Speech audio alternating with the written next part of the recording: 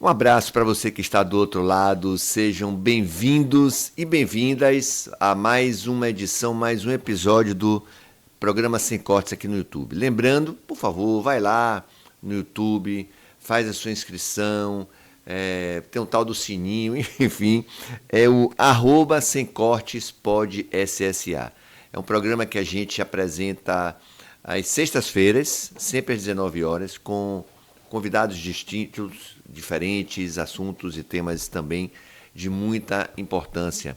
Começamos com um resumo do Carnaval, entrevistamos o GG Magalhães, diretor de turismo na nossa cidade, o nosso querido Washington Paganelli, ele que é o presidente, né, do Bloco das Muquiranas, e também ele que é o presidente do CONCAR, Conselho Municipal do Carnaval, e o Coronel Estourado. Foi muito bacana, uma receptividade, uma repercussão muito legal. Estamos aqui na Casa da Mulher Brasileira. O tema de hoje é de muita importância. Eu não lembro se teve algum momento tão importante como esse para a gente discutir esse tema, o feminicídio, o ostracismo da mulher, a violência à mulher, e assim, que tem sido debatido muito na nossa sociedade, precisa cada dia mais. Para você ter ideia, está aqui, eu trouxe esses panfletos, Casa da Mulher Brasileira, a casa de todas as mulheres baianas. Temos aqui também, conheça as políticas para as juventudes, ok? E mais um panfleto, mais um caderninho, Adolescência, Direitos Sexuais e Reprodutivos. Muito bom, né? Muito legal. E estamos aqui com a doutora Camila Batista, ela que é advogada e superintendente da Secretaria de Mulheres do Estado da Bahia, uma querida amiga que eu já faço essa entrevista há muito tempo. Seja bem-vinda, doutora. Muito obrigado. E tudo bem? Tudo bem. Obrigada, Jeffrey. Obrigada a todos os ouvintes que estão participando. Para a gente é uma honra, satisfação. Vim aqui discutir, falar um pouco sobre prevenção e enfrentamento à violência contra as mulheres. A gente tem situações que são emblemáticas, complexas, mas é fundamental a gente dialogar com a sociedade. E o trabalho que você faz é um trabalho extremamente importante, que é estar conectado com a sociedade baiana, a sociedade brasileira, discutindo sobre esses temas, que na verdade é uma perspectiva de mudança mesmo, e trazer mais esse debate sobre a equidade de gênero, sobre o respeito, sobre a cultura da paz. Eu não conhecia internamente, mas como eu moro um pouco perto, passo praticamente 3, 4 vezes ao dia, que é a Casa da Mulher Brasileira. Queria que a senhora falasse exatamente o seguinte, doutora Camila, como é o funcionamento, o que é realmente a Casa da Mulher Brasileira? É uma casa de acolhimento às mulheres vítimas de violência. Essa política foi criada desde 2013 e aqui foi implementada, tem 2 anos que a casa completou, que está em funcionamento, em pleno funcionamento. Ela tem uma equipe de acolhimento psicossocial que acolhe as mulheres que são vítimas de violência doméstica, violência de importunação sexual e violência sexual. Essas mulheres também elas são acolhidas aqui, aqui tem uma delegacia especializada de atendimento às mulheres, que faz todo o boletim de ocorrência, mas também a solicitação da medida protetiva. Nós temos os órgãos de justiça, como Ministério Público, com o núcleo, que é o NEVID, que é o núcleo de enfrentamento à violência contra as mulheres, e também a Defensoria Pública, e aqui funciona o NUDEM, que é o Núcleo de Direito e Defesa das Mulheres da Defensoria Pública. Além disso, a 5ª Vara, que foi implantada aqui, que é a vara especializada de violência doméstica, então os julgamentos ocorrem aqui dentro da casa, além de um programa de autonomia econômica para as mulheres, ou seja, é um equipamento completo e que também, se caso a mulher necessite, faz um acolhimento inicial com a casa de passagem, tanto dela como dos seus filhos, né, dos seus dependentes.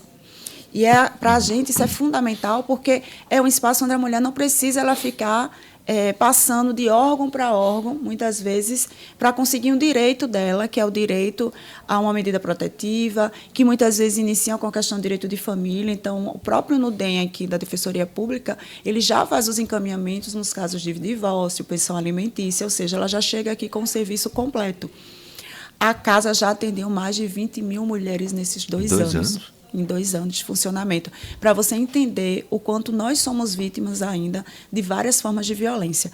E aqui, o que tem chamado muito a atenção é que as mulheres já têm procurado a casa quando ocorre a violência psicológica, ou seja, não chegou nem a violência física, mas aquela violência que a gente chama que é a mão invisível, que machuca e que fere essas mulheres psicologicamente e deixa traumas para o resto da vida.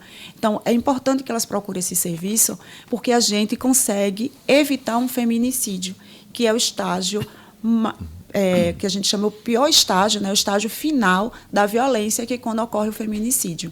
Só para você ter uma noção, o quanto a casa é extremamente importante e equipamentos como esse a nível nacional. Por quê? Porque o ano passado, pelo Fórum Anuário de Segurança Pública, 500 mil de mulheres tiveram medidas protetivas concedidas, ou seja, 500 mil mulheres.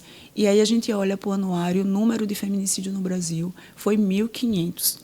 Então, 1.500 mulheres foram vítimas de feminicídio. O número ainda é muito alto, é alarmante, mas quando você olha pelo número de medidas protetivas que foram concedidas, você consegue perceber que essas mulheres poderia não ter nenhum sistema, poderia não ter uma medida protetiva e, infelizmente, se tornariam vítimas também desse mal que tem atingido toda a sociedade, que é o feminicídio. Então, a medida protetiva, ela salva a vida das mulheres, as casas de acolhimento, a Casa da Mulher Brasileira, que é esse equipamento. A gente vai ter mais 3 no estado, né? A gente está no processo agora de construção de mais 3 no interior, um em Itabuna, um em Irecê e outro em Feira de Santana, que é para começar a atender as mulheres também que estão no interior. E também tem uma perspectiva de trazer a política de prevenção, que a gente, aqui na casa não só faz a política do enfrentamento, mas todos os órgãos que estão aqui têm dentro dos seus órgãos uma política voltada para a prevenção, que são campanhas educativas. Você que está do outro lado, estamos aqui na Casa das Mulheres, que fica aqui... Tancredo Neves aqui, né? Na Tancredo Neves. Na Tancredo Neves. É uma casa... bem estruturada, é uma casa família, é uma casa que você recebe acolhimento do Estado e do município e pode te ajudar bastante. Doutora Camila Batista, advogada e superintendente da Secretaria de Mulheres do Estado da Bahia. Doutora, eu ia te perguntar exatamente isso, mas a senhora já respondeu. Essa medida protetiva, doutora, por que em muitos casos ela não é o bastante para acontecer o feminicídio? Não tem como haver um controle maior do Estado em relação a isso? O que a gente tem dialogado com a sociedade sobre a política de prevenção é porque muitas vezes as mulheres estão vivendo em um ambiente abusivo sobre violência, seja ela psicológica, violência física, patrimonial, sexual, moral, e muitas vezes ela não conhece o sistema de justiça para procurar ajuda. Ou, muitas vezes, aquela ajuda que a gente diz que é chamada primária, que é o círculo familiar ou amigos, já está fechado. Então, o que acontece muitas vezes no caso da violência é que o agressor, cada vez mais, ele tenta excluir ela desse ambiente, dentro do ambiente social. E nessa exclusão é que acontece, muitas vezes, o feminicídio. E aí o que a gente tem percebido é que a maioria das mulheres que foram vítimas de feminicídio, elas não tiveram acesso a nenhum sistema de justiça. Elas não procuraram nenhum órgão. Pelos dados que a gente tem do Fórum, 13% das mulheres que foram vítimas de feminicídio tinham medida protetiva. Isso ainda é um número muito baixo. Isso quer dizer o quê? Que as mulheres precisam procurar os seus direitos. Elas precisam entender quando o gatilho daquele relacionamento já está abusivo e que aquilo pode transformar e chegar ao ápice, que é o feminicídio. Então, a gente tem dito que a medida protetiva ela salva a vida das mulheres, porque ela tem um acompanhamento, ela tem um processo em curso.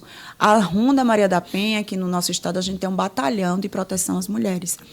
Ele acompanha todas as mulheres que estão sob medida protetiva. Vai na casa, faz o acompanhamento, faz o rastreamento. A gente já tem iniciado aqui no estado também a questão do uso da tornozeleira eletrônica, como também medida de acompanhamento dessas mulheres. Além disso, a gente entende também que a medida protetiva ela é educativa. Muitos homens, muitos, que estão com medida protetiva, eles cumprem, inclusive, essa medida, porque eles sabem que eles podem ter, inclusive, penalidades maiores. Então, por isso que a medida, para a gente, ela é eficaz. Eu vi uma entrevista que a senhora fez para um blog, para um site, falando, achei interessantíssimo, inclusive, essa matéria, sobre o ostracismo feminino, que, inclusive, traz a violência silenciosa. Eu queria que a senhora falasse exatamente a respeito desse tema, doutora. O ostracismo feminino justamente é quando as mulheres que estão em vida pública, que trabalham e que muitas vezes são mães solo ou estão no processo de rompimento de um círculo abusivo, de uma relação abusiva. E o que acontece? Quando essas mulheres são mães, elas se tornam muitas vezes mães solo. Hoje a Bahia tem 1 milhão de mulheres mães solo e o Brasil 13 milhões de mulheres mães solo. Essas mulheres entram no ostracismo porque a vida dela, muitas vezes, profissional, é impactada com o processo. Ela deixa de crescer profissionalmente porque ela tem um cuidado 100% daqueles filhos. E muitas vezes até não só emocional como financeiro. Há um abandono paterno, tanto afetivo como o abandono paterno financeiro nesse processo. E faz com que as mulheres, cada vez mais, elas procurem trabalhar ou ter empregos que elas não conseguem ter acessão, conseguem crescer profissionalmente, justamente pela falta do tempo. Porque esse tempo não é dividido, não é distribuído, não há divisão sexual do trabalho. Então, a gente tem chamado muito essa atenção porque é uma violência silenciosa e que muitas vezes tem levado as mulheres ao burnout. Que tem falado, a questão muitas vezes essas mulheres têm adoecido mentalmente e tem crescido o índice, inclusive, de suicídio entre mulheres que são mães solo e mães atípicas, porque não aguenta a carga de trabalho e a carga também da divisão sexual do trabalho dentro de casa. Pois é, são assuntos e temas que devem ser debatidos o tempo inteiro. Agora, uma campanha muito legal, que eu queria até saber, doutora Camila, se isso foi no carnaval, se é no dia a dia. Tá aqui, ó. Meu querido Rodrigão, apresenta aqui, ó. Secretaria de Políticas para as Mulheres, Oxe, me respeite. Governo do Estado da Bahia. Doutora, essa campanha preventiva vem para o carnaval, vem para as festas populares ou é do dia a dia? É uma campanha permanente, que ela foi criada pela Secretaria para dialogar com todo o público, seja com as mulheres, seja com a juventude, seja com os homens também. Então, o nosso objetivo é ter uma campanha permanente para festejos populares.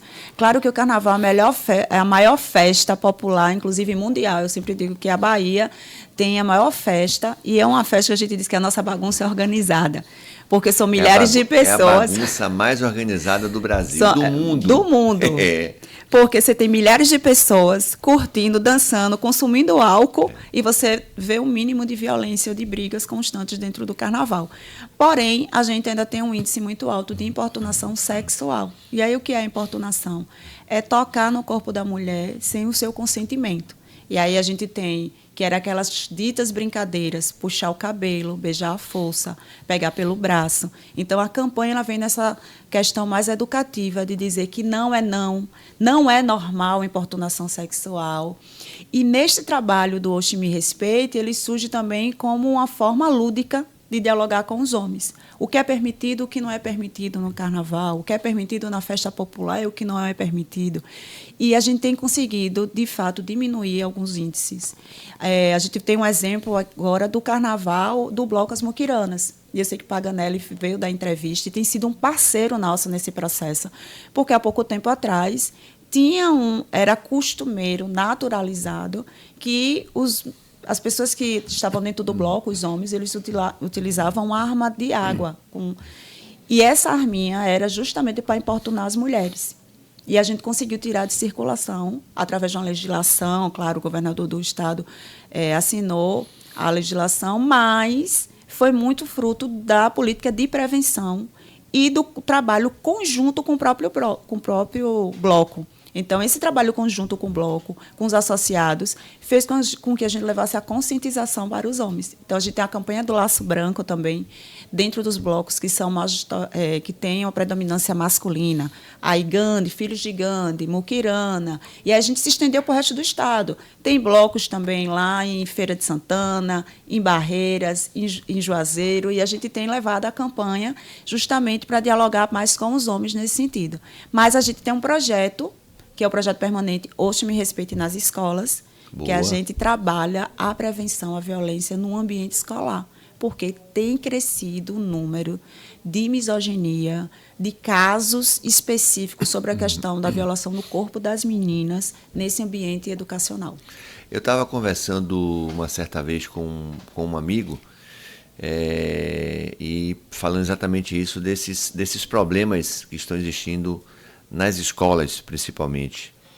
E aí ele disse o seguinte: Jeffrey, o que precisa mesmo não é... Ele até falou sobre a medida protetiva. Não é só a medida protetiva, não. É que a lei seja mais rigorosa. Prisão. Responsabilidade para os pais, né? A senhora é a favor da redução Maioridade penal. de maioridade penal, doutora? Na Argentina, se eu não estou enganado, acho que é 16 ou 14 anos. Isso. Não sou. Eu acho Não dá que responsabilidade desses adolescentes, não, doutora? Eu acho que não vai resolver a redução da maioridade penal, porque perpassa por outros segmentos e por outras camadas, principalmente quando a gente vê a questão da letalidade juvenil dos meninos negros e periféricos. Então, não vai ser a maioridade penal que vai resolver essa situação. É um processo educacional.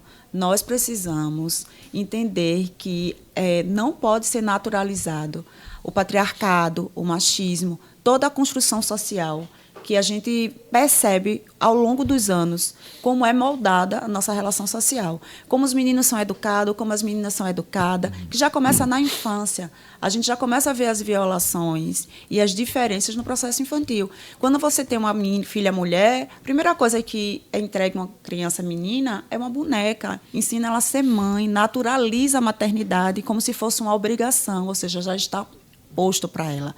Quando você tem um menino homem, geralmente é uma bola, é um carrinho. Ou seja, a bola não brinca em casa, brinca na rua. E não brinca só.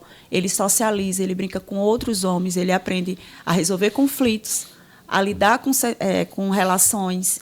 Ele aprende a ter autoridade, ou seja, ele vai sendo moldado desde a infância a já ocupar o espaço público e as mulheres a ocupar esse espaço privado. E nesse espaço privado, geralmente as mulheres, os homens que ocuparam o espaço público, também é o espaço do trabalho, é o espaço da manutenção da casa. Eles viram provedores do lar. E isso tem desencadeado a questão da violência. E aí, quando você vem na idade desses meninos que são jovens, adolescentes, eles têm reproduzido esse padrão e têm entrado em vários grupos que são chamados Red Pills. Ou seja, os Red Pills são grupos que têm influenciado dentro da mídia a questão da misoginia e o ódio às mulheres. E aí, como é que o Red Pill ele iniciou? Ele iniciou lá no finalzinho do século XX, 1999, até os 2000, e o Red Pill ele faz referência ao filme Matrix. Para quem assistiu o filme Matrix sabe como é que funciona. Então, tem a pílula vermelha e a pílula azul. A vermelha é aquela que lhe dá a consciência real da situação. E eles dizem que a consciência real é que as mulheres chegaram a um patamar de poder, que agora é uma guerra dos sexos, e que eles precisam retomar o poder. Então, retomar o poder é através da misoginia. É calar as mulheres, é silenciar, é dizer que o lugar dela é no ambiente doméstico e no ambiente público. Agora, tem uma nova onda de Red Pill que diz que agora estão atrás das mulheres que têm tatuagem de borboleta. Aí, uma amiga minha disse, eu tenho logo duas. Como é que a gente faz? Eu disse, eu tenho uma bruxa. É pior ainda. Eu tenho um amigo que tem duas borboletas. Eu tenho uma bruxa. Ele está até aqui pertinho, está de camisa verde. É aquele ali que a senhora está vendo. É, né? Tem duas borboletas ele, né? E aí a gente fica se perguntando a que nível a gente tem chegado do adoecimento desses homens em relação à vida das mulheres. E quando você percebe, cada vez mais os adolescentes, eles têm participado desse grupo pelo acesso à internet. Não há hoje... Agora sim que teve uma regulamentação sobre a questão do ECA digital, para a gente extremamente importante a regulamentação, mas não tinha uma regulamentação anterior, o uso era ilimitado, TikTok, Discord, que eu nem sabia que existia, eu tive que perguntar à minha filha o que era isso. Eu li na matéria, que a senhora mandou para mim. Isso, Discord, que é também uma plataforma que tem propagado a questão da misoginia. E aí você tem a influência desses adolescentes, os Red Pills, e tem até uma série que fala que é adolescência, que traz também a questão do celibatário involuntário. O que é isso? é uma tese, 8/20, que 20% dos meninos são aceitáveis para ter relacionamento pela questão do estereótipo, né, considerado um menino boa pinta, e que 80% é rejeitado pela maioria das meninas, porque não tem esse estereótipo. Então, esses meninos nem iniciaram os seus relacionamentos, né, nem tiveram vidas amorosas, emocionais, mas eles já estão inseridos dentro da sociedade que ele acha que há uma recusa das mulheres sobre ele. Então, ou seja, eu vou criar ódio sobre as mulheres. Então, eu prefiro vê-las mortas, mutiladas, sangrando, do que conviver com elas. Que é isso, rapaz. Ó, tá aqui, ó, feminicídio zero. Esse adesivo, vou colocar aqui agora para vocês terem ideia. Rodrigão, dá uma olhada aí. Feminicídio zero. É um absurdo o que está acontecendo nesses últimos dias, nessas últimas horas, o aumento do feminicídio no Brasil e por todo o mundo. Doutora, por que...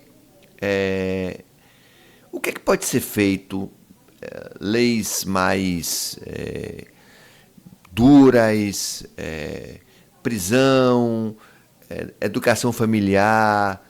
Enfim, uma geral para a gente aí em relação a esse crescimento enorme do feminicídio, doutora. E não tem só a questão da idade, do sexo, do gênero, da classe social, não. Em todos os segmentos. Com certeza. A violência contra as mulheres ela é democrática. Ela não escolhe classe social, não escolhe etnia, ela não escolhe condição financeira, enfim, ela atinge todas as mulheres de uma forma geral. E o que a gente tem trabalhado muito com isso enquanto Estado, enquanto rede de proteção às mulheres? Primeiro, prevenção. Para a gente é fundamental trabalhar com políticas educacional. O ambiente escolar tem sido o nosso maior foco, porque a gente tem dialogado com os jovens, com os adolescentes, sobre inícios de relacionamentos, como os relacionamentos abusivos eles acontecem. E eles têm nos ajudado também, nesse ambiente, a identificar as formas de violência que acontecem dentro do seu próprio ambiente familiar e dentro das comunidades. Então, hoje a gente está em 300 escolas estaduais do governo do Estado, trabalhando com jovens do 9º ao 2º ano e 3º ano do ensino médio, e a gente já tem percebido mudanças dentro de comportamentos e padrões dentro da própria ambiente escolar. A outra também que a gente tem trabalhado muito é a política de reeducação do agressor.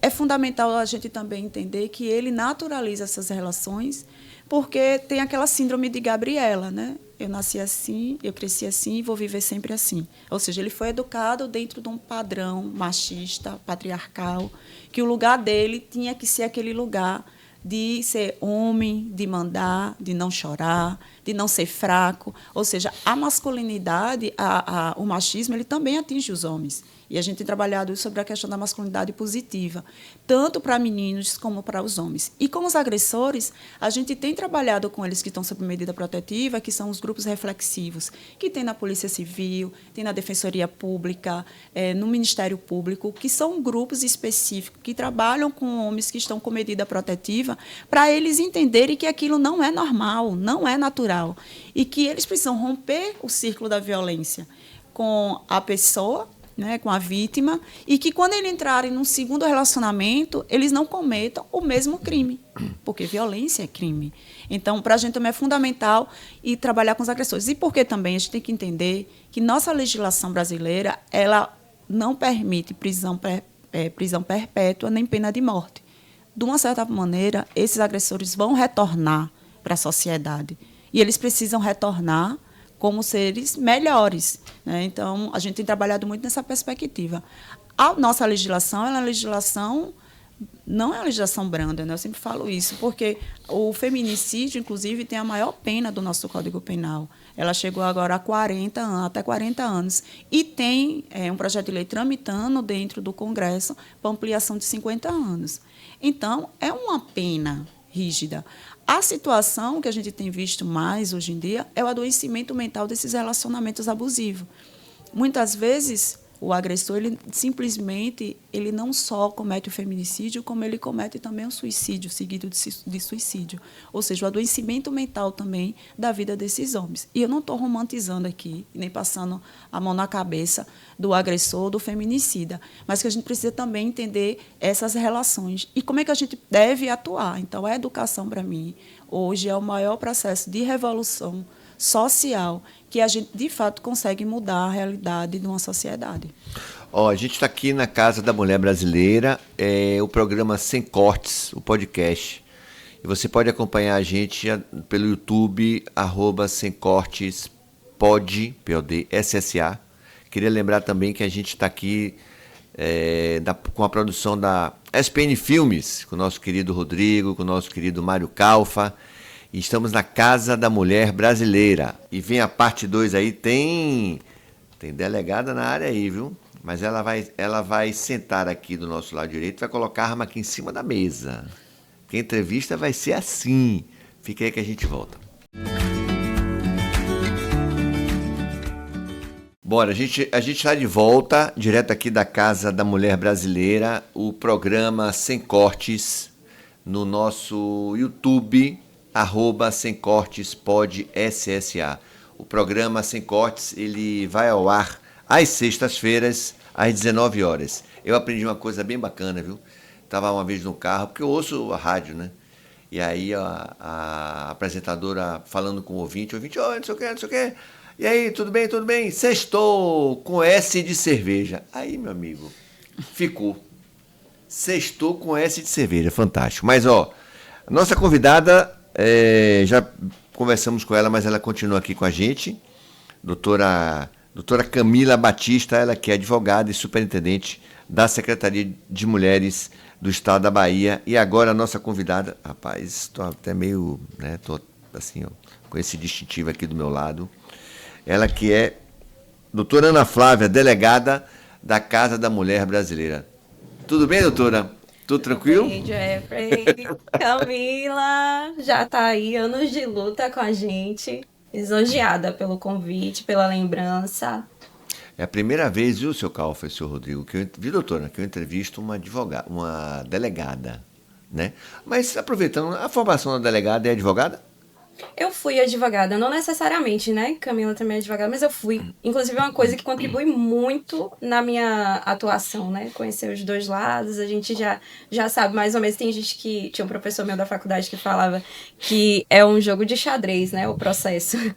Então, sempre tem alguém ali que desempenha algum tipo de função e se você conseguir enxergar a posição da defesa, a posição do assistente também, aí... Você já consegue visualizar o futuro do processo. As coisas são interessantes porque cada vez que a gente vai fazendo as perguntas, as perguntas vão aparecendo outras, as curiosidades. O que é que leva uma mulher a querer ser uma delegada? Qual é o perfil para hoje uma mulher ser uma delegada, doutora? Eu passei pela advocacia, passei também pelos tribunais. É uma pergunta que ela é muito mais subjetiva, né? Vem das nossas escolhas. E, para mim, ela veio como uma herança.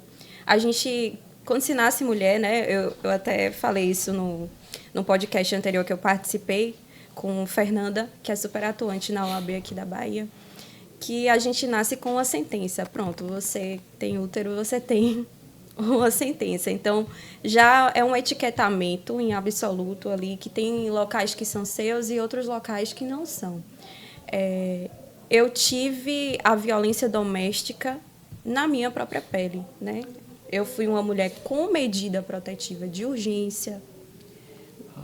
Na verdade, assim, doutora Patrícia Barreto, né, que esteve à frente do departamento durante um bom tempo, hoje ela está na corregedoria, não deixando de forma alguma o combate, né, à causa. O departamento que brilhantemente está sendo dirigido por doutora Juliana, que tem um carisma incrível. Ela dizia que toda mulher sofre, né, em algum grau, violência doméstica. Todas as mulheres, seja por um grito, uma ação assim, indevida, um desmerecimento. Então, a polícia, assim como eu trago a analogia para os times de futebol, sempre foi predominantemente, né, vista como um espaço de homens. Então, eu reputo de extrema importância que as mulheres ocupem esses espaços, sendo uma escolha dirigida. Como eu disse, no campo da advocacia, eu consegui atuar nessa parte. No TJ também, eu vi de perto a violência vicária, né? Estive numa vara civil, depois fui para uma vara de execução penal. Trabalhei diretamente com eles, né, com os agressores, mas eu sempre me via, né, o meu perfil dentro de uma delegacia de polícia, que foi a porta de entrada, né? Quando eu precisei de auxílio do Estado para a minha dor, eu procurei a delegacia. Então, eu queria muito esse contato. Tanto que eu ingressei na Casa da Mulher Brasileira, eu era delegada do administrativo. E eu pedi para ir para o plantão. Dentre outras coisas, por isso, porque eu queria aquele contato com as mulheres que estavam chegando, que precisavam do socorro imediato. Então, assim, o meu porquê tem muito a ver com a minha história, na verdade. Pois é, você acha que não acontece? Acontece. Doutora Camila, como é a relação de vocês, advogadas, com a polícia, com a delegacia? Aqui, pelo menos, a nossa relação é uma relação, muita cumplicidade. Só uma curiosidade, tem delegado homem que trabalha aqui na Casa da Mulher Brasileira? Atualmente não, mas nós já tivemos. Inclusive, é uma coisa que a gente precisa desmistificar, né? Foi o delegado Francisco Geraldo, maravilhoso. Hoje ele é o titular da DERCA, da Delegacia de Criança e Adolescente. Isso. Então, ele lida com a violência contra as meninas, né? Que a gente não fala só de violência contra a mulher, mas violência contra meninas e mulheres. Principalmente nesse... Olha, eu tive a infelicidade, que está cada vez mais difícil de abrir o Instagram, né? Mas o Instagram atualmente é a rede social de longo alcance que está transmitindo movimentos contrários, como o Rede Pio, como Camila trouxe aqui. Então, temos que ficar atentos. E isso também faz parte do nosso trabalho. Eu era a tal da low profile, né? Que é assim que os meninos falam. Aqui não tinha rede social. E, ultimamente, eu tenho movimentado muito as minhas redes, porque eu me sinto na obrigação de fazer isso. Freud fala assim, qual a sua responsabilidade na desordem da qual você se queixa? Então, assim, o nosso silêncio em todos os espaços é uma cumplicidade. É uma cumplicidade. Assim como a Camila falou do companheirismo que a gente tem aqui entre a atuação SPM, a advocacia, todos os outros sujeitos dessa causa de fortalecimento, né? De empoderamento, como as pessoas gostam de intitular, que eu até digo, não se trata somente de um empoderamento, né? Se trata de um reconhecimento, porque os direitos eles sempre existiram para nós, né? Reivindicações, né? E aí, hoje eu me sinto na obrigação de utilizar esse espaço, de aceitar o convite de estar aqui para falar sobre isso, porque cada vez que a gente se cala, podendo falar, a gente como se diz, quem cala escolhe. Consente, né? Exato. Isso. A gente escolhe o outro lado. Então, respondendo, doutora Camila, Então, é mais fácil a delegada ser mulher ou ser do gênero masculino? Vamos lá, vou responder primeiro. Ou não é diferente? Não, sobre a advocacia, né? A gente tem trabalhado de forma que eu falei, de cumplicidade, porque tem uma rede de proteção e enfrentamento à violência contra as mulheres no Estado. A gente tem um comitê hoje, que é o Comitê Permanente Interinstitucional de Prevenção aos Feminicídios e Enfrentamento à Violência, que compõe toda essa rede, tanto o Poder de Justiça, como também o Poder de Polícia, e como também os órgãos que compõem, que são da sociedade civil. A OAB é um deles. E aí tem as duas comissões, tem a comissão da advogada, da mulher advogada, e tem a comissão de Direito e Defesa das Mulheres, que nossa companheira Fernanda, a advogada, é quem está na presidência. E a gente tem feito um trabalho conjunto, porque salvar a vida de uma mulher não depende de um único órgão ou de um único sistema. Nós precisamos ter uma rede completa de acolhimento, porque cada um vai fazer seu papel nesse processo. E tem nos ajudado muito a ter delegadas mulheres, ter delegados homens que têm essa compreensão também. Claro que para a vítima que sofreu uma violência que foi contra um homem, é para ela é muito melhor ela ser atendida por uma mulher, porque ela vai ficar mais calma, ela vai se sentir mais protegida no processo. E ela vai se sentir, porque é a primeira pessoa que ela vai ter contato. E o que a gente não pode fazer é revitimizar essa vítima dentro do sistema, ou seja, que ela conte a história dela, todo órgão que ela passar. E a própria Polícia Civil, ela é a porta de entrada, muitas vezes, desse espaço. A gente tem, a nível estadual, algumas delegacias que não são delegacias especializadas, são delegacias que são delegacias territoriais, e que você tem um corpo de servidores masculino, mas homens comprometidos. Eu vou dar o exemplo de um delegado que eu conheci em São Desidério, ou seja, no oeste da Bahia, ali na ponta, no finalzinho, já chegando ali perto de Goiás. E ele teve a sensibilidade de se juntar com a rede e construir dentro de um espaço que é uma sala lilás, dentro da delegacia, para que as mulheres que fossem vítimas de violência tivessem uma escuta diferenciada e um acompanhamento diferenciado. Então, você percebe também que há uma sensibilidade dos homens também, que também estão dentro do poder de polícia. Isso. E reconhecidamente, assim, se me permite fazer um aditivo, claro, por lei, né? Porque a lei fala preferencialmente. É claro que a gente conhece as limitações, né? A reserva do possível. Mas, preferencialmente, uma mulher, e em modo absoluto, aqui na Casa da Mulher Brasileira mesmo, são 4 plantonistas, são todas mulheres, porque a gente lida também com os crimes sexuais. Então, evidentemente, a mulher, ela já vem cheia... ela já foi sempre estereotipada, né? Então, ela já vem cheia de reservas para poder comunicar. Quem deve procurar aqui? Na verdade, eu queria que a senhora explicasse, doutora Ana Flávia, como é que chega até a Casa da Mulher? Que ocasião? De agressão, de violência, de discussão? Como é que funciona a Casa da Mulher até chegar aqui? Então, nós atendemos 2 públicos. O primeiro é o que é abraçado pela 11.340, né, que é a Lei Maria da Penha, agora reconhecida em lei, né, com este nome. E o outro é dos crimes contra a liberdade e dignidade sexual, que tenham como vítimas mulheres. Aqui a gente fala mulher cis, mulher trans, né? Tem todo uma sensibilidade em relação a essa temática. E aí nós contamos com a delegacia também DEAN Piripiri, hoje a titular Débora Chabi, que foi de minha turma, está fazendo um trabalho impecável por lá, né? Há mais ou menos 3 meses que Débora assumiu, outra que é sensível e bem atuante. E aí a gente divide por bairros, já antecipo que a Casa da Mulher Brasileira acaba abraçando a maioria desses bairros, né? Porque integra a Casa da Mulher Brasileira antiga da de Brotas.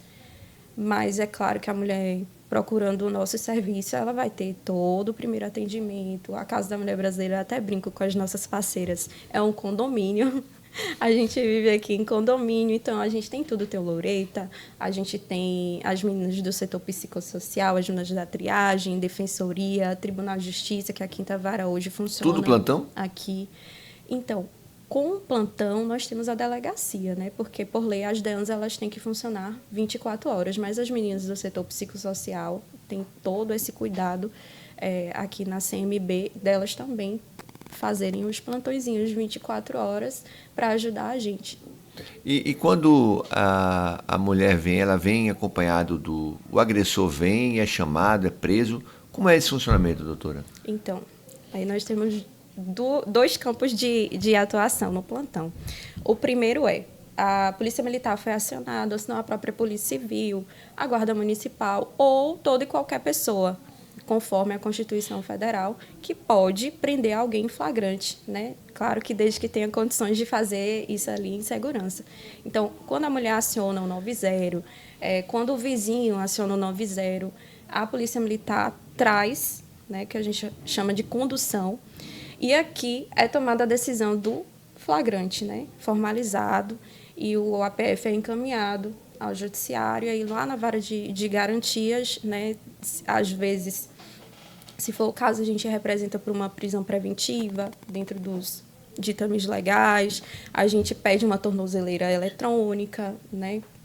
Tem muito movimento na internet pela tornozeleira eletrônica e de fato, né, a gente precisa deixar, como não vai sair da audiência de custódia como com a transformação, né?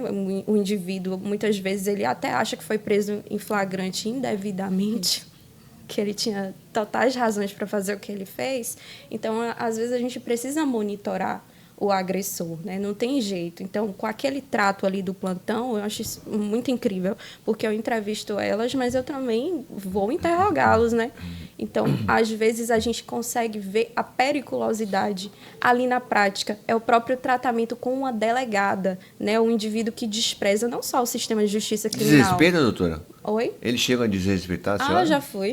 Já fui desrespeitada. Felizmente, eu sempre consegui impor a regra, né? Mas é lógico que eles olham para as mulheres, eles desprezam mulheres.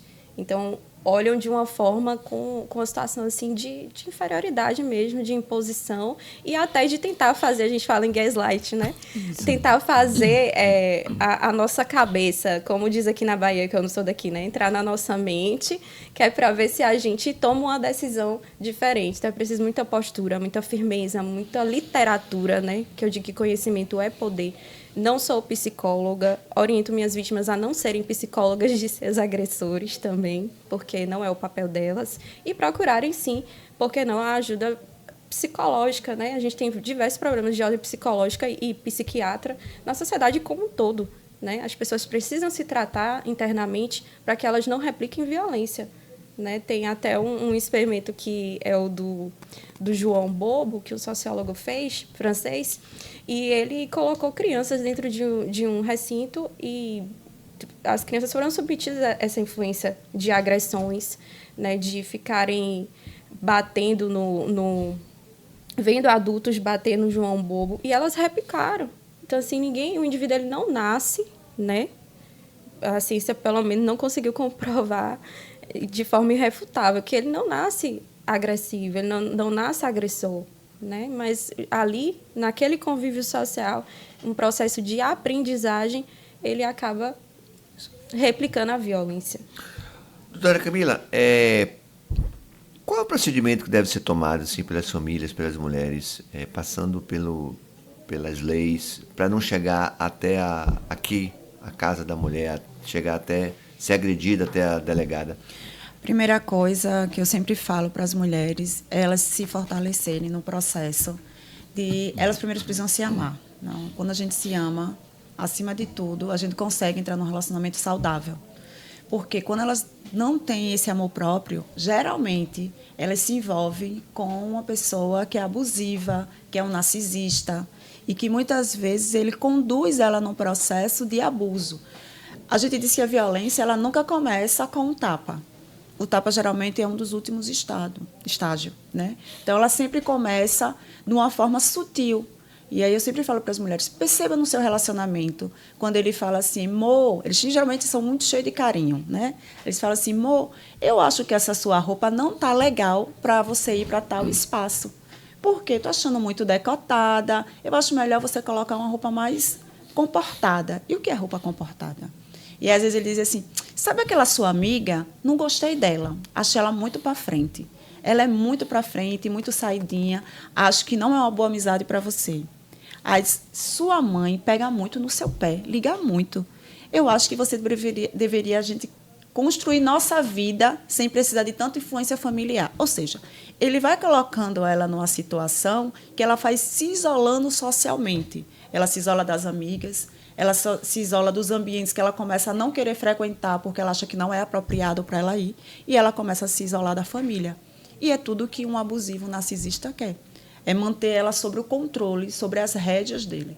E quando ela percebe, ela já está num relacionamento extremamente violento. Muitas vezes ele também entra num processo de controle das suas finanças. A mulher independente, ela trabalha, diz, vamos abrir uma conta conjunta, porque é melhor. E aí ele começa a administrar os seus bens. Quando você percebe, ele dá conta até da unha que você faz. Tipo assim, sua unha não está muito cara, não. É melhor você procurar outro lugar. Eu estou achando essa unha cara. Ou seja, começa a interferir na sua vida como um todo. E as mulheres não percebem, elas são levadas a esse procedimento. E é o que acontece hoje em dia, é a dependência, muitas vezes, psicológica e não patrimonial. A gente tem visto muito mulheres com condição, mulheres que trabalham, mesmo as mulheres que são empreendedoras, né, que às vezes não ganham bem, mas têm ali seu sustento, e elas começam a entrar dentro dessa condição de uma violência psicológica e uma violência que deixa ela dentro de um relacionamento aprisionada emocionalmente. Por quê? Porque elas estão com a autoestima baixa, elas não conseguem, muitas vezes, romper esse círculo, elas têm medo de procurar ajuda, porque eles começam a ameaçar. Se você denunciar, eu vou lhe matar. E a gente sempre fala, olha, a primeira ameaça, as mulheres precisam procurar o sistema, elas precisam pedir uma medida protetiva, elas precisam romper esse círculo, porque tem aquela piada, né, que o povo fala, cachorro que late não morde, esse morde e mata. E a gente tem visto os números crescer todos os dias. O Instagram tem sido um lugar assim que a gente tem se sentido muito angustiada, quem trabalha dentro da rede, porque eles não têm mais nem pudor, né? A gente falava que a violência doméstica era um ambiente de 4 paredes. E aí tinha briga de marido e mulher, não se mete a colher, deve meter. O vizinho, a vizinha tem que liga para o 180, a sua identidade vai ser preservada. Você pode ajudar a vida de uma pessoa, porque às vezes ela não tem força para sair daquela situação. E eu tenho dito muito para as outras mulheres, sejam solidárias. Nós fomos construídas socialmente para ter uma rivalidade feminina. E isso tudo foi arquitetado. É uma construção social das mulheres serem belas, recatadas, do lar, de ter ciúme, de achar que ciúme é sinônimo de amor, e não é. Ciúme é sinônimo de insegurança emocional. Então, o que acontece? Muitas vezes a mulher pede ajuda para uma amiga, a amiga ajuda. Aí ela volta para o agressor. Aí a amiga diz assim, não vou ajudar, porque ela gosta de apanhar. Nenhuma mulher gosta de apanhar. As mulheres elas estão vivendo numa questão abusiva por conta da dependência emocional. É difícil romper o círculo quando ela tem essa dependência, porque às vezes ela passou anos da vida com ele, casada, com filho. A própria sociedade diz para a gente que o casamento é o quê? Até que a morte nos separe. Apesar de ter várias religiões, nós temos uma influência muito grande com o catolicismo, porque foi a primeira religião que foi colocada no processo de formação da sociedade brasileira. E isso tem criado relações, inclusive, no próprio direito. Né? A gente vê o nosso direito civil, quando a gente vê ainda as relações de casamento, que o nosso contrato é um contrato extremamente burocrático e que muitas vezes aprisiona essas mulheres. Não é à toa que você tem hoje violência vicária, você tem a questão hoje da alienação parental. A alienação parental, quando foi criada a lei, foi justamente para silenciar as mulheres. Porque as mulheres eram vítimas de violência em casa, elas não podiam falar para o filho que era vítima de violência, porque eles usavam no tribunal que a mãe estava expondo uma coisa que não existia. Então, é fundamental que as mulheres procurem ajuda. Procure ajuda da amiga. A amiga tem que também ter a consciência mesmo assim, vou lhe ajudar quantas vezes for necessário. Quantas vezes eu precisar lhe acolher, eu vou lhe acolher até lhe fortalecer nesse processo. Precisa procurar apoio psicológico. Estou num município pequeno, aqui não tem uma casa da mulher brasileira, não tem um centro de referência, mas tem um CREAS, tem um CRAS. O CRAS está universalizado na Bahia, tem nos 417 municípios, que tem uma equipe com psicóloga e assistente social, que pode ser a primeira porta de entrada. Você tem também tanto a saúde. A saúde também é uma porta de entrada para essas mulheres. Então, precisa procurar ajuda. E aí a gente sempre fala, vocês não estão sozinhas. Tem uma rede para lhe acolher nesse processo. E vamos estar todas juntas para eliminar a violência contra as mulheres. Esse é o nosso grande desafio. Doutora Camila falando aqui com a gente, eu aproveito e passo a bola, doutora Ana Flávia, que é a delegada aqui da Casa da Mulher Brasileira. Já deve ter tido situações em que o casal chegou e tal, ele deve ter pedido desculpas, chorado, me perdoe, não vou ser mais assim, aí volta para casa e tem a tal da reincidência. Como é que faz, doutora, para que isso não aconteça, para que... a partir do momento que houve agressão, que vocês consigam passar para ela que não vai haver reincidência, ou que vai haver reincidência, na verdade. Que ela tenha mais cuidado ainda do que isso. Bom, de todas as orientações, a primeira é sobre o uso da medida protetiva de urgência, que a medida justamente existe com essa finalidade última, de que não haja a reincidência. Então, eu até brinco às vezes, você é o que dele? Aí ela, esposa, eu não, então vamos fazer esse divórcio. Eu falo assim, eu sou delegada, mas vamos fazer esse divórcio. Aí ela, ai, doutora, isso, meu amor, ele machucou. Hoje você chegou na delegacia de polícia. Se tem uma coisa que esse relacionamento não é saudável.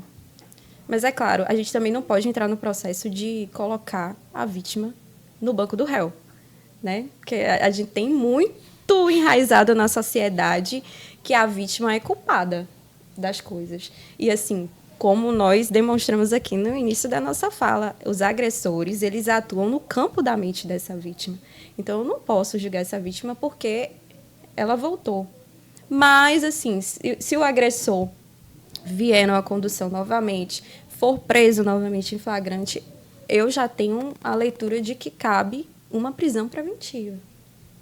A prisão, ela é sempre a última ratio, porque a prisão é a gente falhando enquanto sociedade, entendeu? Tem que segregar esse indivíduo, porque, de fato, se ele ficar entre nós, ele vai continuar praticando outros crimes. E eu preciso proteger a vida dessa vítima. Então, eu tive a alteração no Código de Processo Penal em 2025, no sentido de que, se esse agressor estiver indo mais uma vez para uma audiência de custódia, eu já tenho uma fundamentação para o pedido da minha prisão preventiva. Então, isso, para mim, foi um avanço maravilhoso, porque eu até dou essa aulinha para eles, porque já aconteceu, várias vezes, inclusive, de ser presa em flagrante, depois ter que voltar, e eu, não, agora você vai descer para o COP, porque eles vêm para cá com a certeza absoluta que eles vão sair na audiência de custódia. Então, assim, o conhecimento é poder. É muito importante você desmistificar isso e dizer, hoje o Código de Processo Penal avançou nesse sentido, de que você não vai se utilizar da audiência de custódia para voltar a cometer outros crimes. Doutora, tivemos um caso essa semana que chocou a muitos, inclusive eu estava até fazendo esse comentário aqui nos bastidores. Foi o caso do coronel que assassinou a sua esposa com um tiro na nuca, né? Ela é soldado. E a amiga, as pessoas ligadas a ela já davam recados a ela de que ela tomasse cuidado, de que ela procurasse a separação e tal. E são duas pessoas esclarecidas, né? E assim, como é que chegou a uma posição dessa, doutora, dela ser soldada, sabendo que o cara era violento, que poderia a qualquer momento perder a vida, deixar a situação correr a isso?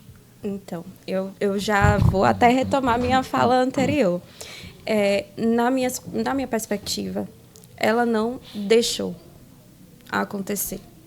Porque, assim, a relação, e é o que o agressor faz normalmente, como diz Camila, ela é entre quatro paredes. Então, justamente por isso, por essa crença, ela sempre acha que ela é a melhor pessoa para decidir.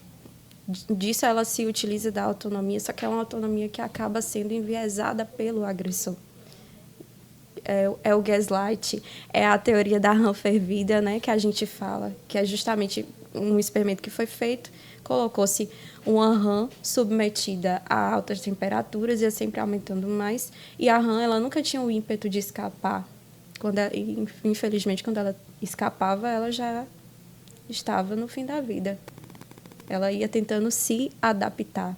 Então, é nesse processo histórico que a gente vivencia, de que as mulheres são as psicólogas dos homens, de que as mulheres são as cuidadoras, sabe? De que elas estão sempre tendo que ver o lado do outro, sabe? Que é a família do comercial de margarina, que elas lutam.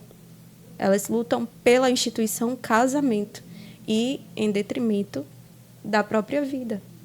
Então, é por isso que a gente hoje combate Rede Pio, MGTOW, incels, que são nada mais são do que misoginia pura. Misoginia pura. Mulheres objetificadas com a única função de cumprir um papel dentro do casamento, um papel dentro, ali entre maternidade e paternidade, um papel dentro da sociedade, e essas mulheres acabam tendo um auto-julgamento exacerbado, de forma que elas não conseguem sair desse tipo de situação.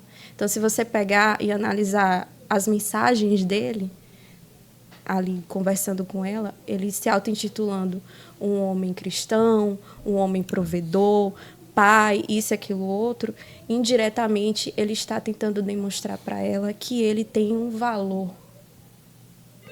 E nunca foi... Aqui é assim, viu?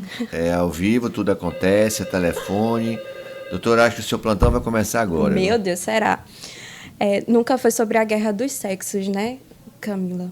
Isso. Nunca foi. Então, o Red Pill sempre existiu em outros países. Mas o que o Red Pill está provocando aqui, na nossa casa, no Brasil? Que é um país que a gente vem sempre batendo na tecla, que é machista. E é isso que a gente tem tentado desconstruir. Então, por que o papel do agressor ele é sempre o mais confortável de todos? Porque eu falo, gente, a melhor figura nesse processo, a coisa mais fácil de ser é agressor.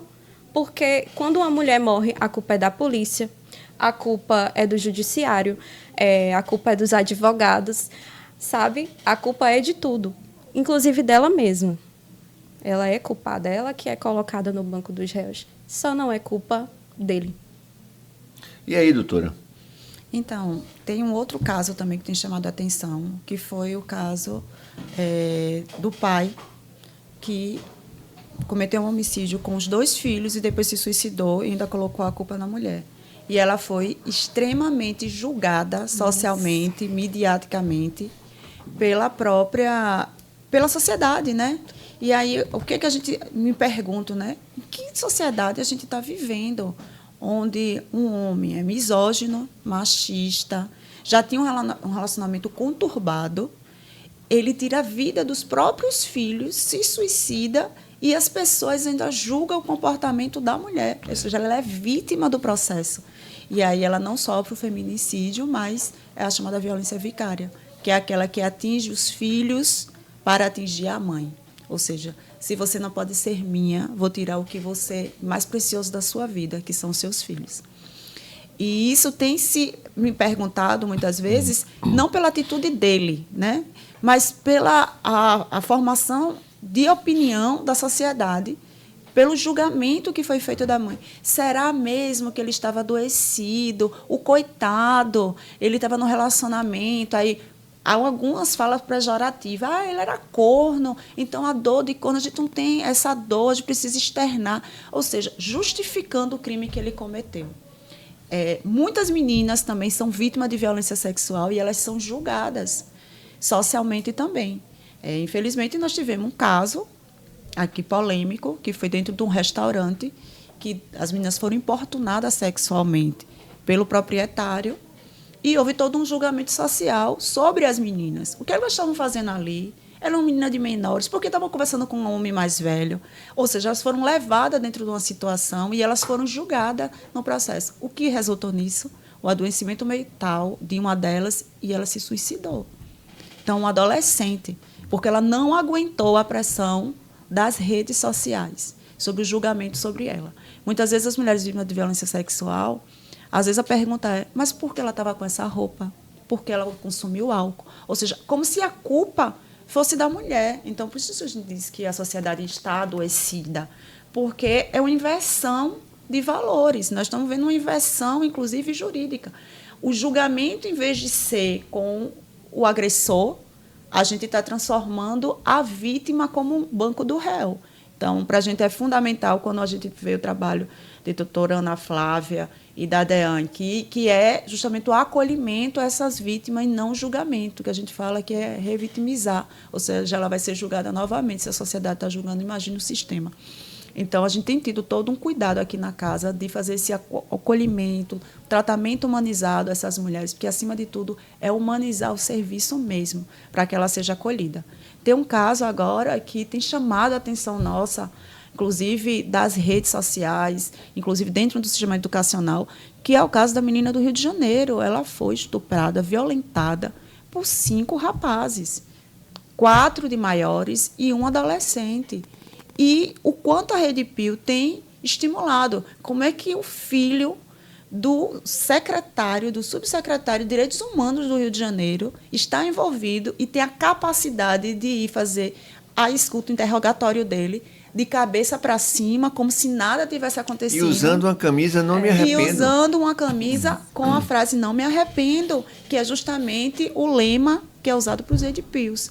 Então, isso tem nos mostrado a que ponto ele era uma criança ali de 7, 8 anos, que devia ter uma boa relação com a mãe, ser carinhoso, passou a ser essa pessoa que odeia as mulheres, que desdenha da vida das mulheres. Você viu a juíza dando um depoimento? A juíza ela falando que vai julgar o caso, eu não posso entrar em pormenores dos casos, mas eu posso dizer que isso tem sido corriqueiro dentro do próprio tribunal. E esses jovens têm reproduzido muito essas cenas, porque foi de algum lugar que eles assistiram, de um filme, de alguém que mandou. Ou seja, eles reproduzem essa questão da sexualidade, eles têm usado muito a pornografia nesse processo e cada vez mais o acesso à pornografia tem sido mais as crianças de 10, 11 anos de idade. Então, há uma reprodução mesmo em relação aos corpos das mulheres. Doutora Ana Flávia, que é delegada aqui da Casa da Mulher Brasileira, a senhora deve conviver com várias situações no dia a dia, né? Tem alguma dessas situações nesse tempo todo que a senhora está à frente da delegacia que lhe chamou mais atenção, que a senhora voltou para casa tipo assim, caramba, não é possível que isso tenha acontecido, que te comoveu mesmo, que te sensibilizou ao máximo? Olha, teve uma que eu até, no encontro nosso, assim, entre juízes, toda a rede, graças a Deus nós temos juízes muito, muito bons. Os das 5 varas, eles são excelentes, são bem humanos. A gente lê as decisões, né, depois acaba acompanhando, principalmente casos assim que marcam. E existe sempre uma luta de forma a trazer o direito para a finalidade última da causa. Às vezes, quando eu vou pedir uma prisão, inclusive, eu coloco no fecho do meu pedido, a fim de evitar mais um caso de feminicídio nesta capital. Porque essa é a finalidade da prisão. Muitas vezes a gente prende para que não chegue ao feminicídio. E aí eu recebi uma vítima que nem era nossa. Na verdade, ela veio fugindo de outro lugar. E foi para estado de socorro, ela teve que ir para o HGE, porque o indivíduo tinha se utilizado de um facão para tentar contra a vida dela. E ele direcionou a cabeça dela. E ela passou por cirurgia e tudo. E eu fiquei olhando assim, eu falei, meu Deus, primeiro, que é um milagre, né? Essa mulher tá aqui na minha frente. Segundo, ouvi-la e ela conseguir relatar tudo com tanta riqueza assim, de detalhes. E em dado momento, ela já tinha medida protetiva. E em dado momento, eu pedi a ela para pegar a medida protetiva na bolsa, a fim de constar, né, o número do processo e tudo, para, dentro desse processo, de forma incidental, pedir a prisão dele. E ela puxou um alvará de soltura dele em relação a uma outra companheira, que ele tinha arrancado a orelha na dentada. Então, assim, isso me marcou demais. Isso me mostrou que vai além, que não é só o primeiro atendimento, não é só como chega aqui, mas é a continuidade. É a minha responsabilidade de não deixar aquele homem sair da minha frente sem a devida instrução. Não é só prender ele, sabe? Mas instruí-lo. Por isso, todas as medidas protetivas que eu peço, todas eu coloco para ele participar dos grupos reflexivos. Porque a gente tem essa responsabilidade sobre a não continuidade.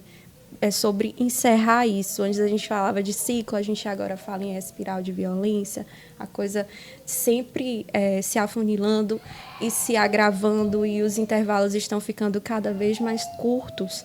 E a gente precisa chegar na raiz desse problema, para a gente não atuar da forma da síndrome da rainha vermelha, né? Que corre, mas não sai do lugar. A gente vai estar sempre prendendo, e a vítima só vai mudar de rosto. Encerra-se um relacionamento, mas ele encontra uma outra vítima. para as mulheres que estão do outro lado, para os homens que estão do outro lado, doutora, quais são os conselhos que a senhora dá nesse exato momento para que o feminicídio não aconteça, para que a agressão não aconteça, para que haja um bom relacionamento entre o homem e a mulher, entre as pessoas?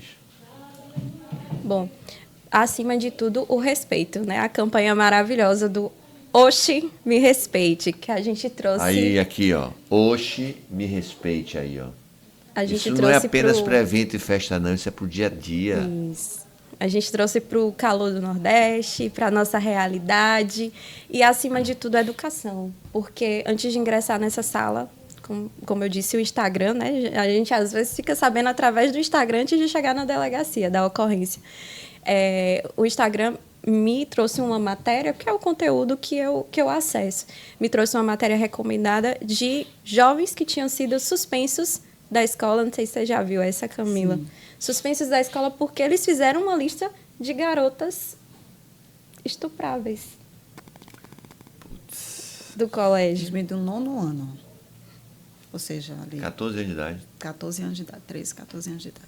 Então, educação. E quando se fala de educação, não é educação só a mãe, é o papai também agir dentro de casa, fazendo o seu papel de educar. Não é só a professora na escola, sabe? A gente não tem olhos em todos os lugares, infelizmente. Não é só a SPM fazendo campanhas, a polícia no seu papel preventivo fazendo campanhas. A minha delegada titular estava ali, que ela é maquininha, né? Trabalha demais, doutora Corina. E ela já estava ali, meu Deus, tem que mandar a delegada tal para uma palestra, para isso e aquilo. E, inclusive, um pouco criticada essa parte da gente fazer palestra, o papel preventivo. De fato, não é tudo, né? Só fazer a palestra. A gente tem que entregar um serviço. Mas tem que fazer palestra. Não tem jeito. Tem que chegar e, às vezes, tem toda essa figura estereotipada do policial, tem que chegar e colocar mesmo adesivo ali no policial fortão, com a cara fechada, do feminicídio zero, para dizer, olha, eu estou aqui na rua, inclusive eu posso prender você. É a minha cara que você vai ver se você praticar um crime desse, entendeu? Porque quando a gente traz os homens para essa luta, a gente passa uma mensagem de que cada vez mais está ficando, no sentido amplo, fora de moda. Essa coisa de deixar, de ficar espalhando, passando vergonha. Tem que falar assim, ó, tá passando vergonha na internet com esse seu negócio aí de Red Pill, de MG tal, de incel. Você tá passando vergonha. Isso é uma coisa antiquada, extremamente ultrapassada. Nós passamos anos históricos e revolucionários e conquistas lindas das mulheres, sabe? A ministra Carmen Lúcia até disse que sonha com um STF onde tem 11 ministras, né? Sim, porque sim. A gente está falando de reparações, porque durante muito tempo foram 11 ministros, então por que causa espanto ela dizer eu quero 11 ministras? Entendeu? E os homens vestindo essa camisa, porque a gente também colocou muito lugar de fala, lugar de fala, lugar de fala. Mas quando a gente fala em lugar de fala, é para vocês nos ouvirem da forma porque nós sentimos na pele, da forma como nós queríamos ser ouvidas. Mas vocês têm 2 ouvidos e uma boca, isso não impede vocês de falarem também, sabe? Teve um caso... Semana passada, inclusive, esse me marcou positivamente, né? Teve o caso da tristeza que eu contei, eu vou contar agora o positivo. Um rapaz auto-intitulado empresário importunou sexualmente uma moça. Felizmente, a gente conseguiu fazer a prisão em flagrante, mas o personagem principal dessa história foi um homem que estava passando no ônibus e ele viu quando ele foi para agredir a moça porque ele tinha sido rejeitado, sabe? E aí, esse moço desceu do ônibus e foi lá e se pôs à frente, inclusive com a complexão física menor que a do agressor, e começou a chamar a atenção das outras pessoas do porquê que elas também não estavam defendendo essa moça. Ele se colocou ali de anteparo, impediu que ela fosse agredida, chegou a polícia militar, houve a condução, aqui eu formalizei o flagrante, mas eu levantei da minha mesa e eu parabenizei ele por fazer um papel que era para ser tratado como uma obrigação. Eu disse você, ele, doutora, eu sou pai, eu sou marido, inclusive toda hora eu posso falar para minha esposa que eu já estou indo, já está acabando, já está terminando, que minhas roupas vai ficar do lado de fora. Eu falei, fala para sua esposa aqui e para o seu chefe que você vai chegar atrasado, que você fez uma coisa linda. Você fez uma coisa que muita gente que estava no lugar não fez antes de você. Então, assim, felizmente a gente tem os bons exemplos. Pois é, pessoal, estivemos aqui na Casa da Mulher Brasileira, aqui na Tancredo Neves, com a delegada doutora Ana Flávia, delegada da Casa da Mulher Brasileira, e com a doutora Camila Batista, que é advogada e superintendente da Secretaria de Mulheres do Estado da Bahia. Doutora, obrigado. Mensagem, por favor, aí para as mulheres e para os seus companheiros, né, ou companheiras. Primeiro eu quero agradecer o espaço, dizer como é extremamente importante o trabalho que vocês fazem, que é de divulgação, chegar na casa das pessoas, na casa das famílias, trazendo um tema que é extremamente importante. A mensagem que eu trago é assim, que a ministra Carmen Lúcia falou, né? Eles decidiram nos matar, mas a gente decidiu viver. E para viver, a gente precisa viver coletivamente, com o apoio de todos e todas. Então, os homens nesse processo também são importantes, têm esse lugar de fala também. E eu sempre falo, a violência contra as mulheres não é um problema de Estado, é um problema social. E esse problema social só será resolvido com a participação ativa dos homens. São vocês conversando nos jogos de futebol, são vocês dialogando na mesa de bar, é você conversando com o seu vizinho. Muitas vezes eles escutam mais o amigo ou outra pessoa do sexo masculino do que a própria mulher, porque coloca a gente na condição de mimimi. E não é mimimi. A vida das mulheres importa, os números estão aí para mostrar, e a gente não quer entrar para as estatísticas. Então, agradeço o espaço e coloco sempre a secretaria à disposição. Obrigado, doutora Camila. Doutora Ana Flávia, muito obrigado. Deixa eu te fazer uma pergunta. A senhora é a favor da torcida mista nos estádios? Olha, te falar uma coisa, eu não sou daqui, eu sou de Brasília, né? Acompanha jogo, gosta de futebol? É isso, a gente passou a acompanhar ainda mais depois das campanhas, né? Nos jogos. Eu sou a favor, não só na violência doméstica, mas em todos os espaços do respeito, que a gente conviva sem violência. É disso que eu sou a favor. E enquanto isso não for possível, o Estado vai atuar. Mas eu torço para que um dia, inclusive, a gente não tenha mais nem Lei Maria da Penha, porque já vai estar tudo resolvido. Assim como que um dia a gente não precise deixar duas torcidas separadas, porque já vai estar tudo resolvido também. Assim como um dia que a gente não vai ter que falar disso nos estádios, porque os homens não vão descontar o insucesso do seu time em suas esposas. Então, enquanto a gente precisar, vamos nos servir dos meios e aparatos que a gente tem. Quando deixar de precisar, Madre Teresa de Calcutá dizia, não me chame para um movimento, para ir para as ruas contra o movimento.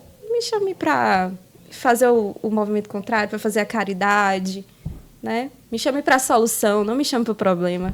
Eu evidencio muito mais o problema. Doutora, muito obrigado pela sua participação espetacular de vocês duas mulheres no poder. E sua orientação, doutora, aí para quem precisar procurar a Casa da Mulher Brasileira? A minha orientação é: venham, nos procure pelos nossos canais oficiais. Não deixe de dizer, não deixe de falar. Hoje tem medida protetiva através do aplicativo Zela, né, do TJ Bahia. Já aproveito aqui o canal para divulgar. Medida protetiva na mão, acionamento da Polícia Militar na mão. A mulher pode cadastrar até 3 pessoas como guardiões que vão receber mensagens disparadas pelo aplicativo. Quando ela se considerar em perigo, ela vai acompanhar em primeira mão os juízes deferindo a medida protetiva. É um negócio, assim, espetacular. Nós temos avançado, nós temos evoluído. Mas venham de verdade. Convido também vocês, imprensa, para fazer isso aqui que você fez hoje, o papel do bem, que a gente tem estudos, o efeito copycat. Parece que quando se mata uma mulher, outros vários decidem matar mulheres, sabe? E aí a gente fica sempre tendo a mesma notícia replicada, porque o ser humano, ele copia comportamentos. E, infelizmente, o comportamento do mal também. Então, ao invés da gente estar sempre só falando dos casos de feminicídio, vamos falar também do que a gente tem de ferramentas para que isso deixe de existir. Pessoal, um abraço para vocês que estão do outro lado. Finalizamos aqui mais um programa, mais um episódio do programa Sem Cortes, itinerante em cada semana num lugar diferente, um assunto diferente, com convidados diferentes. Queria agradecer aí aos nossos queridos amigos Mário Calfa e o nosso querido Rodrigo da SPN Filmes. E hoje recebemos a visita do nosso querido Paulo Calfa, o cara da Rádio Cidade, o cara da Gincana da Primavera, o cara da Kombi. Fez muita coisa aí. Depois vamos marcar um programa com ele aí, viu? Para conversar sobre a história da comunicação na nossa cidade. Um abraço para todos vocês, sejam bem-vindos e bem-vindas sempre no podcast do YouTube do Sem Cortes. Tchau, pessoal, um abraço.